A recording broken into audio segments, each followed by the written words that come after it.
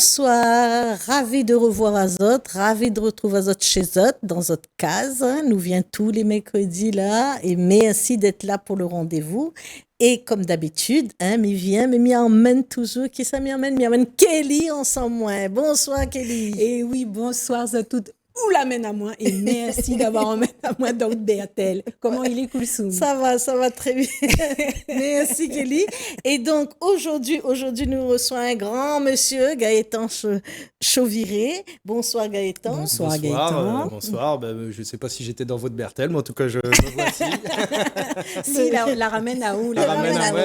Koulsoum et Costo, elle amène tout le monde dans son Bertel. Ben oui. Donc, qui ça il est Gaëtan Chauviré? Gaëtan Chauviré, depuis l'âge de 7 ans, l'ITM déjà, la lecture, l'écriture, le dessin. Il nous arrive de la région de Nantes et il rêvait d'être BDiste. Mais là, je vois toujours pas de BD. Non, mais bon. non. Mais bon. Ensuite, ado, il va découvrir le rap, l'écriture des premiers poèmes et des premières chansons. Et à 19 ans, vous intégrez un groupe de musique, Voilà Weed. Si je prononce bien. Voilà, oui. Alors, juste pour les téléspectateurs, voilà weed, c'est ça? Voilà weed. Voilà weed. C'est de la weed, c'est quoi? C'est où là? En fait, c'est à pied de nez parce que on avait on s'appelait les Ultimate Project. Vous voyez, les groupes de rock, on fait de la fusion.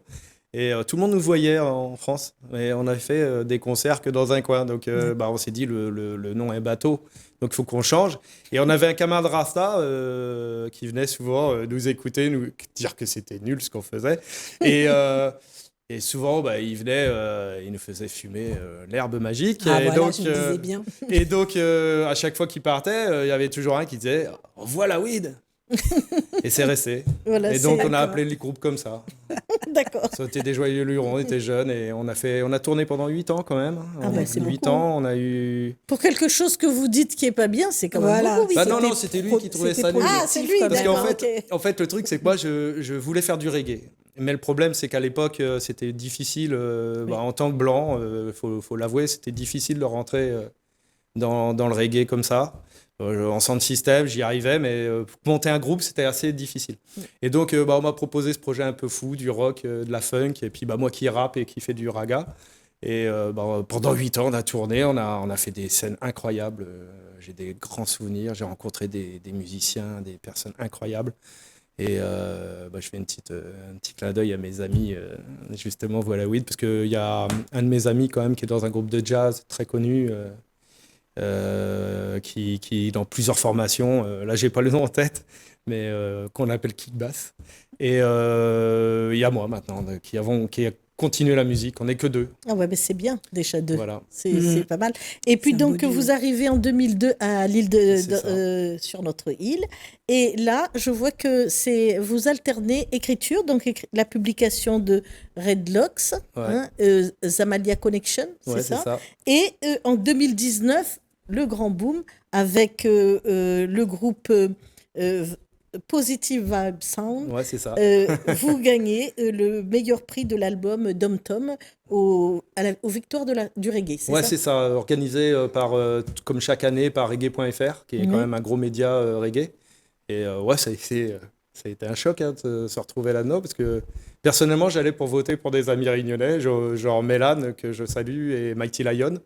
J'allais voter pour eux et je vois qu'on avait notre nom dedans, dans la liste. On avait passé des CD, c'est vrai, pas mal de CD, justement à Studio Lacase, je ne sais pas si vous connaissez. Donc Studio Lacase avait dû bien faire son travail et donc passer les CD. Il y avait eu Monsieur Grondeau aussi, qui lui fait partie de reggae.fr, qui est un écrivain aussi. Je pense qu'en fait, après, les gens, ils ont aimé l'album et c'est vrai que ça nous a fait gagner. Après, ça nous a donné de la notoriété.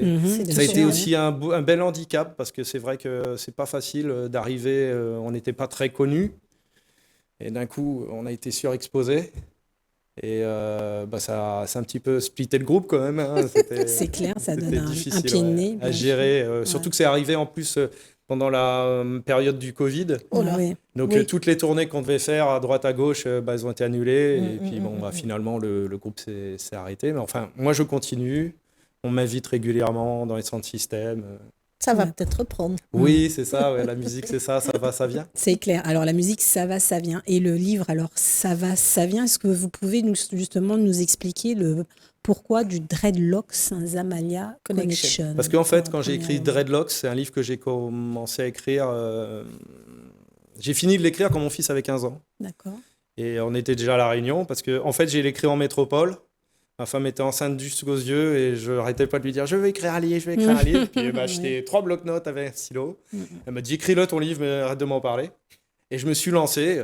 Ça a été une frénésie incroyable. Oui. Je savais pas que j'étais capable de faire ça. Et en fait, pendant ces 15 ans, j'ai fait que de les réécrire jusqu'à ce que je rencontre, un peu avant les 15 ans, hein, bien sûr, Blacko, donc Karl, qui m'a inspiré le personnage de Kent, et ça m'a permis de stabiliser mon roman et surtout de parler de La Réunion, parce que ça faisait quelques années que j'étais à La Réunion et j'avais vraiment envie de mettre tout ce que j'aimais dans un livre. D'accord, donc vous y avez mis tout, l'amour que vous avez pour La Réunion, la question identitaire, vous en parliez tout à l'heure. Voilà, le fait d'être blanc, d'être métissé entre les cultures. Voilà. Pourquoi c'est un sujet qui vous passionne Parce qu'en fait, moi, je suis né dans une cité et tous mes amis, ils étaient de cultures différentes. Et c'est pas un hasard, même si je me suis retrouvé à La Réunion. Mais j'avais des amis antillais, j'avais des amis réunionnais, arabes, chinois, dans la région portugais, de Nantes. Oui, dans la cité où j'habitais. Dans toutes les cités, de toute façon, c'est multiculturel. Oui. Et c'est vrai qu'à une époque, les cités n'étaient pas comme elles deviennent malheureusement maintenant. C'était comme La Réunion, on se rencontrait, il y avait beaucoup de partage. Et donc moi, je me suis jamais senti, je dirais, blanc dans l'esprit, parce que je voyais des gens de tous horizons. Oui. Et ça m'a construit... je me suis construit ma culture avec mes amis autour de moi. Et c'est vrai qu'à un moment donné, il y a Rasta qui était là depuis longtemps. Oui. Et là, à ce moment-là, je me suis affirmé là-dessus et j'ai eu ce métissage culturel. Contrairement à mes amis qui avaient un métissage, eux, de peau et qui le vivaient très mal autour de moi. Quand on sortait, ils étaient tout le temps refoulés. Oui, en boîte de nuit. En boîte de nuit, par exemple, ou d'autres circonstances. Genre, il y avait un contrôle de police, c'était pour eux tout de suite. Enfin, toutes ces choses-là m'attristaient parce que moi, le racisme, je l'ai vu très tardivement. Je l'ai vu très tardivement. J'ai un de mes amis qui s'est fait agresser par quelqu'un et c'était par rapport à ses origines ethniques. Et ça m'a touché. Et c'est vrai que le métissage, moi, je trouvais ça tellement beau que je ne comprenais pas pourquoi, par exemple, j'avais un ami, lui, il était d'origine tunisienne, mais aussi française. Quand il était avec les Tunisiens, on le traitait comme un Français. On disait que c'était un Français. Et quand il était avec les Français, on disait que c'était un Arabe. Et c'est vrai que ça me choquait cette réaction. Bien sûr. Quand je suis arrivé à La Réunion, tout le contraire. Se posait plus. Tout le contraire. Oui, c'était incroyable. Je veux dire, cette acceptation. Et même, mélangeons-nous, allons-y. Oui. Et ça m'a permis donc de peaufiner. Parce que c'est vrai que c'est ça le fond de Dreadlocks. Ouais. Alors, je reviens sur Dreadlocks. Donc, c'est un jeune créopolitain, c'est ça, qui rêve de La Réunion et de la musique. Mais seulement, il est endetté jusqu'au cou. C'est ça. Et ensuite, il y a un vieil ami là qui lui propose des choses bizarres. Viens, on va dealer un peu, dis-moi un peu. Et finalement... il arrive quand même à rembourser ses dettes, il arrive à se payer ce billet pour La Réunion. C'est ça, ouais. Mais seulement, on ne va pas tout spolier, mais seulement, évidemment, que la violence le rattrape à un moment. Le problème, c'est qu'il a beau être très sympathique, et c'est bien pour ça que ça fonctionne, parce que c'est quelqu'un de très gentil, très sympa. C'est dans la culture Rasta, l'herbe, c'est quelque chose qui n'est pas tabou, donc c'est vrai que on peut s'y perdre un peu et à un moment donné, il va être rattrapé. Dans la culture rayonnaise aussi. Partout, il y a de l'herbe, finalement. C'est vrai que c'est quelque chose... C'est pour ça, bien sûr, que j'ai mis Zamalia Connection. Bien sûr, c'est ça. Parce qu'il ne s'appelait pas comme ça, le livre, au départ. Il s'appelait juste Dreadlocks. Et donc, en fait, il va être rattrapé par le côté sombre, malheureusement, de la... prohibition qui fait que certaines personnes, pour s'en sortir, vont arriver à vendre de l'herbe Bah oui, forcément. Et qui ne sont pas tout le temps non plus des truands. Exactement. Donc, en fait, derrière peut se poser la question de la légalisation, peut-être, de ce genre de substance. Voilà. Alors, qui pourrait justement faire que ça devienne un peu moins prohibitif ou autre. Oui, entre autres. Alors, on va avancer dans le temps parce que le chrono avance aussi. Et donc, arrive en 2019, non, pas 2019, je me trompe. En 2018, Don Cyclone n'a point bataille. C'est ça. Donc, avec les éditions du 20 décembre. Ouais. Alors, cette rencontre avec Gaël Bertil, comment ça s'est passé ? En fait, c'est grâce à Virginie Golchik, qui est poète et qui, je pense que vous connaissez, qui était une copine parce qu'on faisait des séances de dédicaces ensemble et des livres. Et on aimait bien casser le cuir ensemble. Et en fait, je lui avais demandé de lire mon livre qui s'appelait L'époque cyclone pour savoir ce qu'elle en pensait. Et moi, je suis quelqu'un de croyant. Et le fait que je parle de Dieu dans le livre, elle me dit tu devrais le proposer à Gaël Bertil. C'est vrai que moi, ça m'a un peu bloqué parce que je m'étais dit peut-être que je vais tomber avec quelqu'un qui est un peu trop là-dedans. Tu vois, je sais pas, j'avais un peu peur. Et donc, j'ai mis ça de côté. Et un jour, j'ai été invité donc à Saint-Joseph pour l'inauguration de la médiathèque. Et je me présentais donc Dreadlocks. Et j'avais emmené, parce que je n'avais pas de livre, ça m'arrive souvent, et donc je n'avais pas de livre à proposer, à vendre. Donc, mais j'étais venu quand même, et j'avais emmené donc, le Cyclone pour présenter un peu mon travail aux gens qui étaient intéressés en face de moi, voir comment on faisait un livre, leur expliquer tout ça. Et qu'est-ce que je vois au l'autre bout, là-bas ? Gaël Bertil. Ah, d'accord. Et merci Dieu, merci Dja. Ça a été une belle rencontre. Elle m'a fait confiance et depuis on bosse ensemble. C'est quelqu'un d'unique qui ménage pas sa peine et on a la même façon de voir les choses ensemble. Donc c'est pour ça. C'est bien. Et d'ailleurs on la salue. Et donc là ça parle de querelles de voisinage, de préjugés, de différences et d'humour.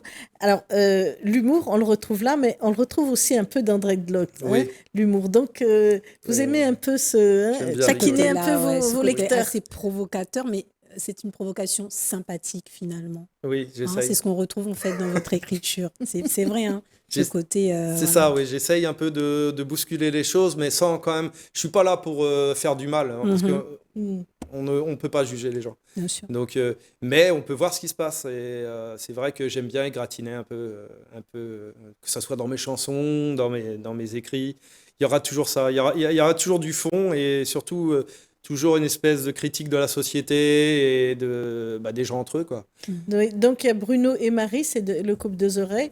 Et puis il y a Fred, le rayonné. Et puis voilà, ça se frite bien pendant ce cyclone-là. Oui. Après, on ne dira pas la fin, mais ça se frite bien quand même.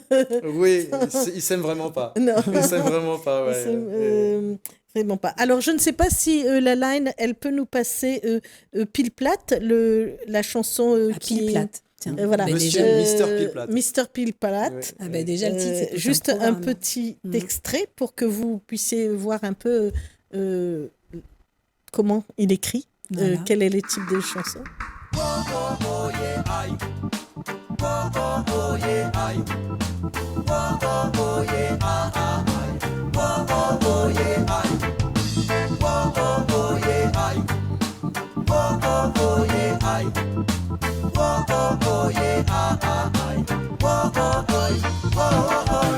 Faire hommage du Mr. Pile Plate, toujours sur les routes, toujours à patte. Chaque jour foncé, ta vie s'échappe. Ça fait longtemps qu'elle est échec et mat. Faire hommage du Mr. Pile Plate, toujours sur les routes, toujours à patte. Chaque jour foncé, ta vie s'échappe. Ça fait longtemps qu'elle est échec et mat. Combien de kilomètres as-tu parcouru? Autant de piles plates que tu as bu, ça en fait des bornes, tu les as dépassées. La bête liquide à cornes, ta peau s'est décapturée. Alors tu marches pour avoir le précieux liquide. De boutique en boutique, tu deviens liquide. Oh oui, liquide. Ouais, merci.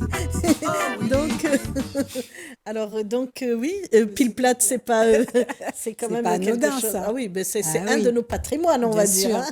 Hein, celui qu'on rencontre tout le temps finalement. Et dans cette chanson, quand même, il y a des messages. Il y a des messages parce que évidemment que pile plate, que cette boisson qui nous caractérise et nous a fait aussi du mal et rentre dans les familles et aussi. Exactement. Voilà. C'est un hommage. Tous ces gens qui sont abîmés par l'alcool et surtout par cette saloperie de pile plate, si je puis m'exprimer ainsi, parce que c'est vrai que quand j'ai écrit cette chanson-là, c'est à la suite de... J'allais au travail le matin et je voyais un monsieur complètement alcoolisé qui venait dans un sens. Et quand je rentrais le soir, je le voyais dans l'autre sens et il était encore plus éméché. Et c'est vrai qu'un matin, après l'avoir vu, je me suis arrêté sur le bas-côté, j'ai écrit la chanson. Et elle est restée comme ça un petit moment. J'ai eu la chance après d'avoir un groupe pour pouvoir la mettre en musique. Mais moi je suis attristé de voir des personnes se réfugier malheureusement et se retrouver. Ce monsieur-là est mort, il a été écrasé par une voiture. Ouais. Je le dis à la fin de la chanson, justement, j'en parle, sans savoir qu'il allait l'être. Quand j'ai écrit cette chanson-là, j'ai extrapolé malheureusement son destin. Ça doit être dur. Je pensais pas. Oui, bon. Et c'est quelqu'un, en fait, c'est marrant parce qu'en fait, quand on a fait la musique de cette chanson-là avec Rico, qui faisait les musiques de Positive Vibe Sound, et il a reconnu qui c'était. Ah, ouais. Parce que lui, il habitait quand il était jeune dans les hauts de la Salinéo, donc dans la Salinéo, et il m'a dit, je suis sûr que c'est cette personne-là. Oh. Donc c'est vrai que ça m'a touché. Et c'est une chanson qui touche aussi beaucoup de gens. J'ai eu beaucoup de gens qui sont venus m'embrasser, me remercier. Parce qu'il y en a certains qui ont cru que je me moquais, mais non, je ne me moque pas en fait. Ouais. En fait, c'est l'air assez jovial finalement. Et après, le sujet, on s'aperçoit que c'est un sujet quand même assez grave. Hein. L'alcoolisme à La Réunion, c'est un fléau, c'est sûr. Donc, mais bon, c'est un choix après. C'est un choix justement. C'est un choix pour dénoncer quelque chose et peut-être pour toucher un peu plus de personnes aussi. Oui, et puis en fait, cet homme-là m'a bouleversé. Donc c'est vrai que... Bien sûr. Moi, quand j'écris des chansons, c'est des choses qui me touchent. Parfois, j'ai envie de dénoncer aussi, parce que le reggae music, pour moi, c'est une musique qui est là pour dire des choses, qui n'est pas là juste pour amuser. Le rap, ça a été pareil. Le Maloya. Ouais. Le Maloya aussi, beaucoup, j'adore. Des textes qui disent des choses, quoi. Qui sont là, pas juste pour ambiancer, mais avec une bonne musique, avec un bon rythme, pour pouvoir en même temps s'amuser, mais pour penser aussi en même temps. Pour éveiller les consciences. C'est ça, alors, exactement. on arrive à un moment de l'émission, on vous a donc demandé de venir sur le plateau avec un objet qui vous caractérise. Alors, j'hésitais, j'avais emmené un petit carnet parce que j'écris tout le temps. Voilà, ouais. Et j'ai emmené ça fait vraiment le carnet de l'électricien, l'autre. Ah, oui. Mon micro, voilà. D'accord, alors pourquoi le micro ? Parce que c'est grâce à lui que j'écris. D'accord, donc en fait, ça se passe... Non, en fait, ce qui s'est passé, c'est que la première fois que je me suis mis à chanter, je chantais en freestyle. D'accord. Dans les sound systems. Et au bout d'un moment, je me suis dit, je vais quand même poser mes textes. Oui. Mais je ne croyais pas en moi au niveau du chant. Donc, j'écrivais des textes pour d'autres personnes. Et ils n'arrivaient pas à chanter mes chansons. Et donc, je me suis retrouvé par défaut à chanter mes chansons. Donc, je me suis retrouvé... grâce au micro, je me suis révélé comme chanteur. Oui, mais c'est... Je pensais être batteur. C'est bien aussi. J'ai vu en 2022 la sortie de Liberté. C'est Libre, avec votre fils, c'est ça ? Oui. C'était un petit projet qui me tenait à cœur. J'avais voulu faire un 4 titres. Justement, après Positive Vibe Sound, vu que après le Covid, on ne faisait plus rien, je me suis dit, tiens, je vais recommencer un peu ma carrière solo. J'avais des textes. Et je suis parti à Sillaos, il est à Cordes, chez Ben Adja. Voilà. Ouais, sur le clip, ouais. Il m'a fait un super boulot, je le remercie. Mais le message est fort là aussi, c'est parce que là, sur le message, pour pas me tromper, c'est dit « Nos pères et nos grands-pères ont gagné nos libertés ». Oui. Et il y a comme une transmission de cette liberté, et le fait que vous chantez avec votre fils, ça donne un autre cachet à ce que vous dites, en fait. Merci. Voilà. C'était en fait l'idée dans le sens où moi, j'avais envie de me retrouver avec mon fils. On avait eu des disputes. C'est pas facile. Comme avec tous nos fils. Et c'est vrai que quand je l'ai emmené dans ce projet-là, j'avais envie qu'il allait partir au Canada. Et je voulais pas... il avait du talent parce qu'il faisait du rap sans me le dire. D'accord. Et quand j'ai vu la qualité de ses textes, je lui ai proposé donc de faire une chanson ensemble et sur un morceau où je l'ai laissé s'exprimer pleinement. Et c'est vrai que c'est lui qui a choisi le sujet, et moi j'ai juste fait un refrain, un petit couplet. Et c'est lui qui a trouvé le sujet. Et justement, il y a un petit sample, je ne sais pas si vous connaissez la série Le Prisonnier, il y a un petit sample du prisonnier dedans, I'm not a number, I'm a free man. Ah oui, I'm a free man, ouais, ok. Le numéro 6. Quand on a les enfants un peu plus avant. Ouais. Voilà, on connaît bien. Alors, l'émission touche à sa fin. Merci Gaëtan Chauviré pour ce moment entre nature, génération, identitaire. Voilà, merci Koulsoum. Merci. Et merci Zot toutes et Zot tous de nous avoir encore suivis à de nouvelles aventures littéraires. Au revoir.